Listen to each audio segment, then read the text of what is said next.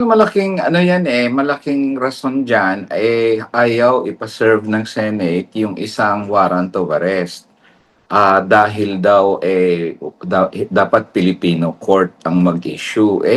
Sa totoo lang, puwedeng ang ICC mag-issue niyan kasi pumirma tayo ng isang tratado, ang Pilipinas ang pumirma, na re-recognize tayo na may karapatan ng ICC na mag-issue ng warrant at dapat may obligasyon tayo ayon sa treaty na yan na i-serve o mag-cooperate sa ICC kahit nag-withdraw na tayo basta ang kaso ay nasimulan na bago mag-withdraw.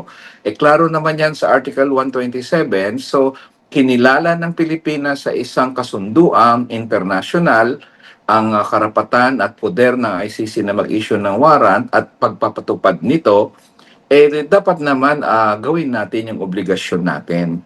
Nakalagay ba sa isang batas o isang konstitusyon na dapat Filipino judge ang mag-issue? Wala naman eh.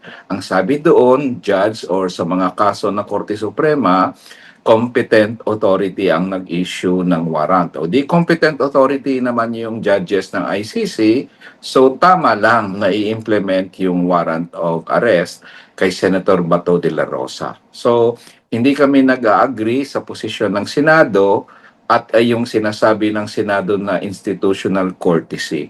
Wala namang problema yung international courtesy, pero kung pansinin nyo, ang ibig sabihin ng mga senador na nagsasabing institutional courtesy ay nakikiusap sila sa kapulisan o sa otoridad na maging courteous naman kayo sa institusyon ng Senado.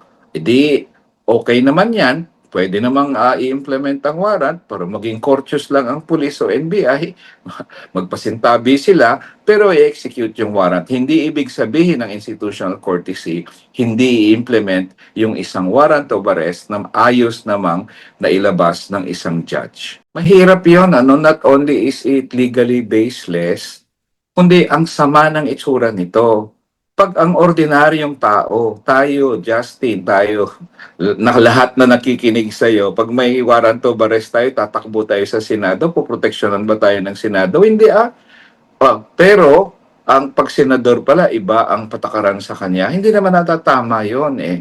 So para sa amin, mali yung protective custody sa puntong ang Senado naman, ilang beses naman nangyari yon na inaresto si Senator Leila de Lima doon mismo sa loob ng premises, okay lang.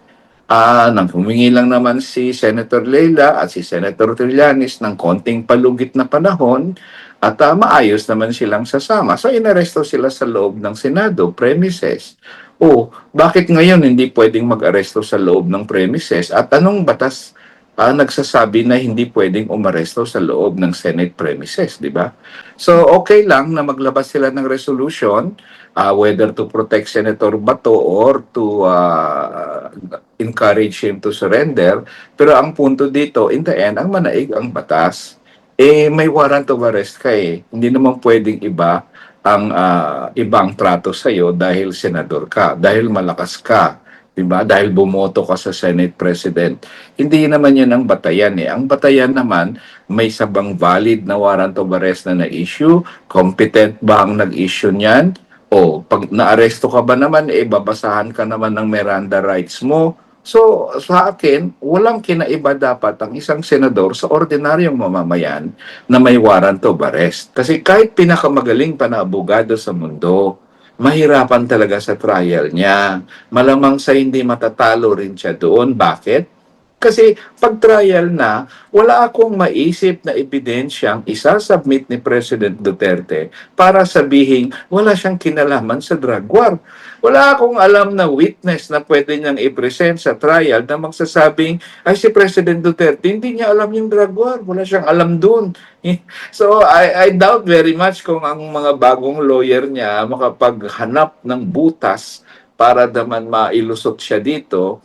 Pero sa karapatan niya na maghanap ng abogadong tingin niya maipanalo siya sa kaso at kami naman ay gagawin naman namin ang lahat para maipresenta rin yung ebidensya namin na ang drug war hindi gawa-gawa ng mga pulis.